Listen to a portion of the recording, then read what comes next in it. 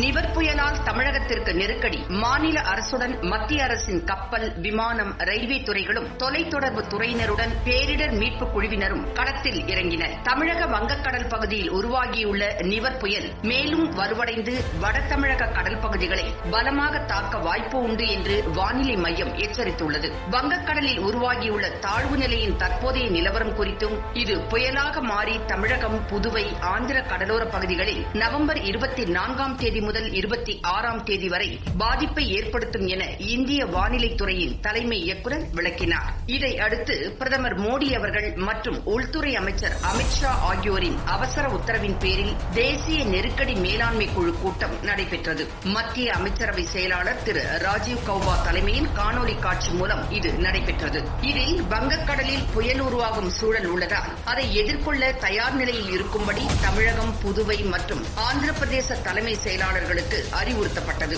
இதில் கலந்து கொண்ட தமிழகம், புதுவை மற்றும் ஆந்திர பிரதேச மாநிலங்களின் தலைமை செயலாளர்கள் புயலை எதிர்கொள்ள முழு அளவில் தயார் நிலையில் இருப்பதாக தேசிய நெருக்கடி மேலாண்மை குழுவிடம் தெரிவித்தனர். தேசிய பேரிடர் மீட்புப் படை மற்றும் இதர அமைப்புகளுடன் இணைந்து இந்த புயல் சவாலை எதிர்கொள்வோம் என்று அவர்கள் தெரிவித்தனர்.